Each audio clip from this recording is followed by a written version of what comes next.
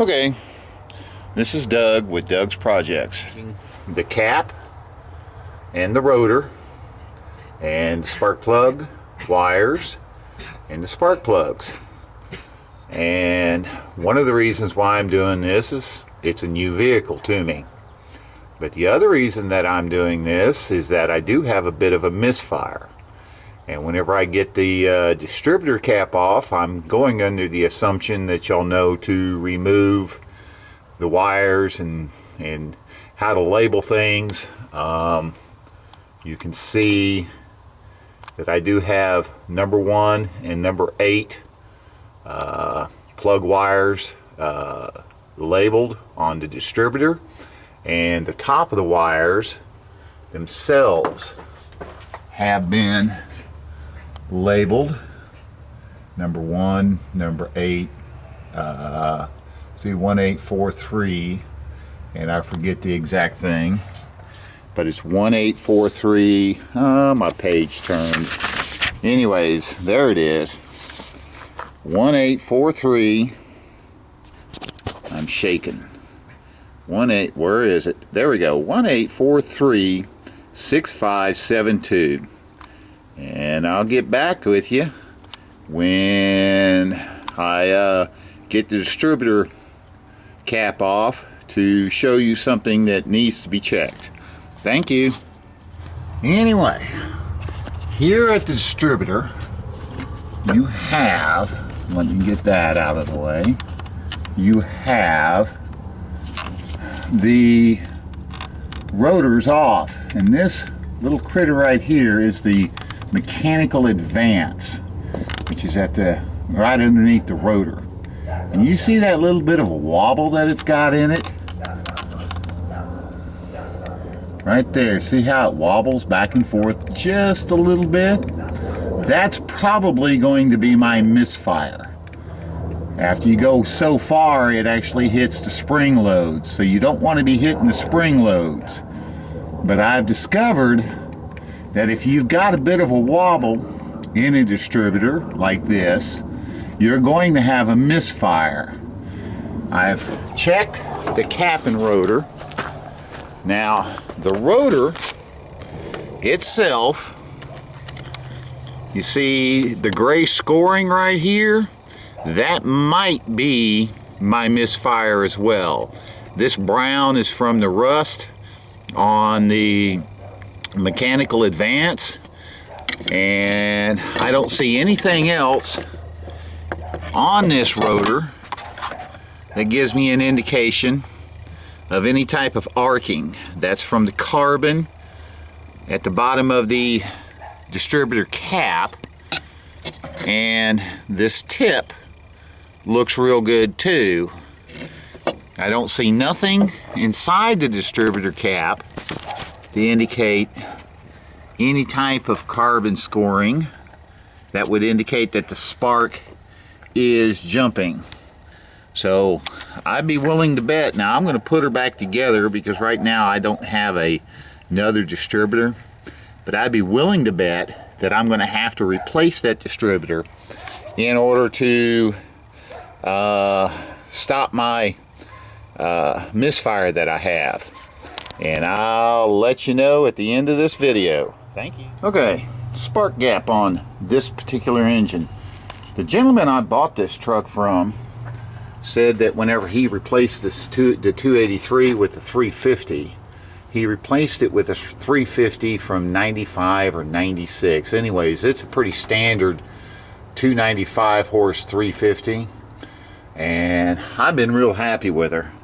But the spark gap that I'm using is out of an 82, which I used to have, and it's 45 thousandths. And some people don't like these little circular spark gap things. I do. I get it up to where it's just about to the 45 thousandths, and then I will roll.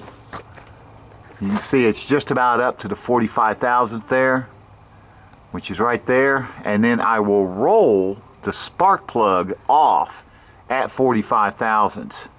Now I'm pretty used to using one of these things. You may want to go ahead and get one of the wire ones that you just kind of shove in there, and you have to bend these electrodes back and forth a little bit maybe. But I'm pretty used to using one of these round ones here myself.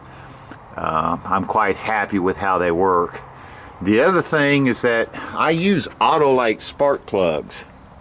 And the reason why I use Autolite spark plugs is because I used to have a 64 with a 283 that burned a little bit of oil. And I found that Autolite does not foul out very easily. And when they do, I can clean them and they'll go for several thousand miles again without having to clean them again.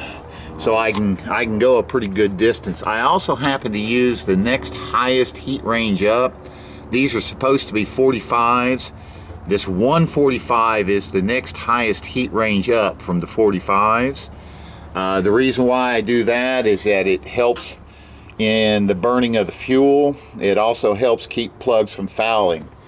The old plugs on this thing, shoot, I don't have them. The old plugs on this thing didn't have anything on them that showed any indications of oil burning or anything, so I should have kept one out.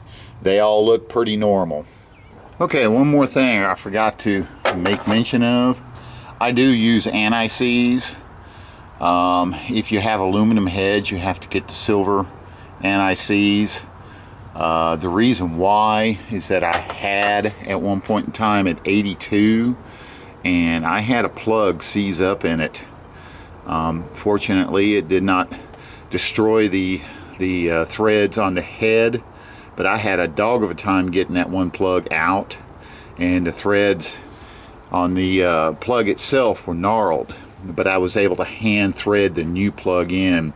So that's why I use Antiseize. Now, I've had people tell me don't use Antiseize on plugs. I've not ever had a problem since then.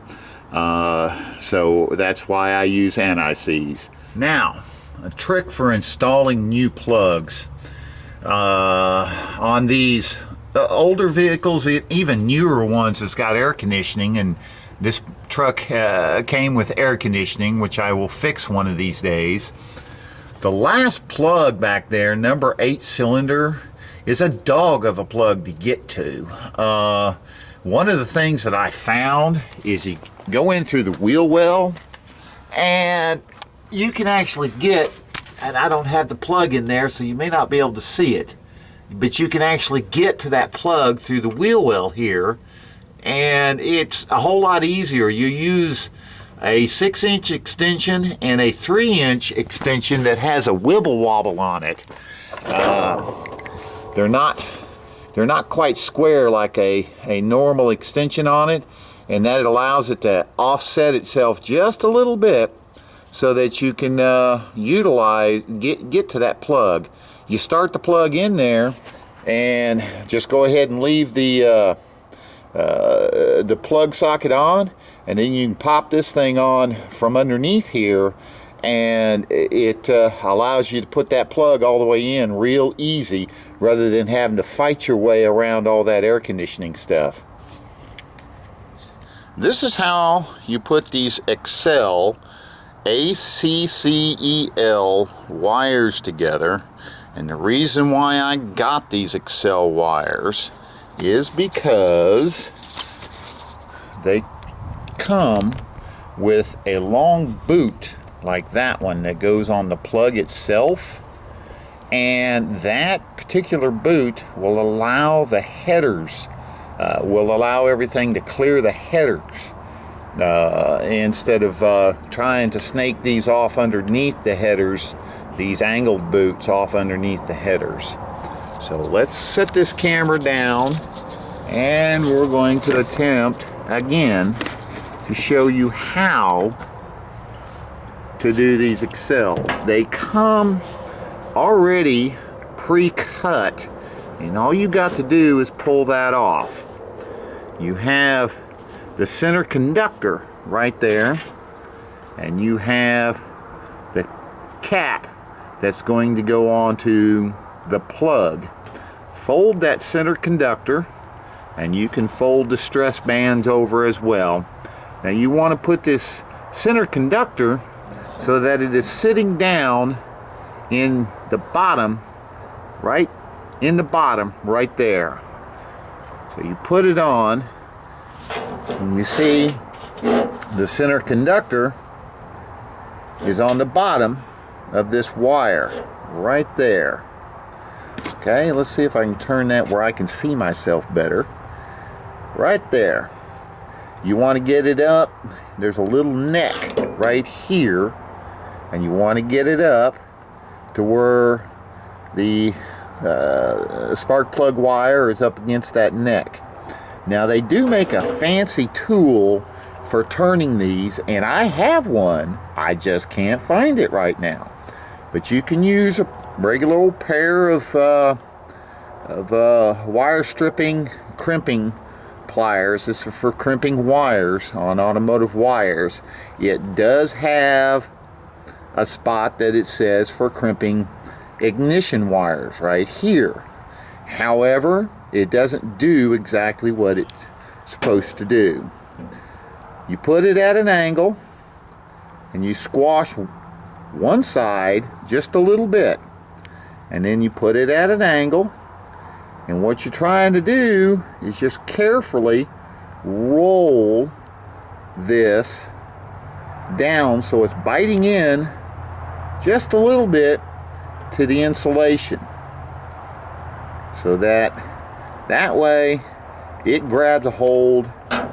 See how it's bit down into that insulation a little bit? That way it grabs a hold real well and it won't come off. Then they give you some fancy grease. It's a non-conductive silicone grease. Now you're supposed to put it into the boots whenever you put it onto the spark plug themselves. You put a little bit of the grease on one side of the terminal, a little bit of the grease on the other side of the terminal. This boot has a big fat end right there that goes on the plug, and it has a skinnier end that goes on the wire. And you're going to take and put a little bit of grease right here where it goes into the wire. Make sure that the terminal is pointing down. Now you can twist them around in here once you get it in here, but it's easier just to make sure it's turning down. And slight twist and a little bit of push, and right on in there it'll go. Okay? The nice thing about the silicone grease, and you're not going to be able to see, but it's already all the way down in there. I had to pull it up. Nice thing about the silicone grease is it does help seal out some moisture, and it helps keep things from corroding up in there.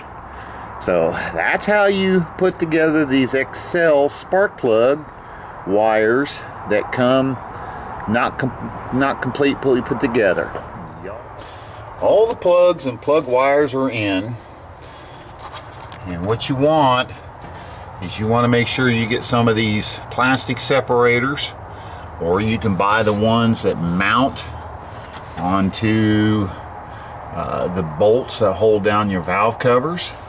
I use these plastic ones, and as you can see, there's 2, and then the 3, and then the 4 right up here.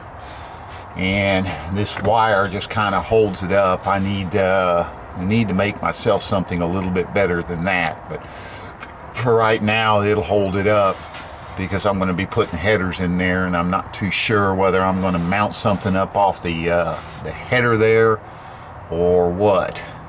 But you want to keep your wires as separate as possible. You see how these two crisscross? I really need to take this #1 cylinder and get it so that it does not crisscross with the #3 cylinder. When they do that, over time, eventually they could start grounding out to each other as this stuff gets old. And yeah, if it starts doing that, it's time to replace them, but it can do it a little bit sooner than what it would normally, I have found in my experience. Y'all have fun. This tune-up is complete.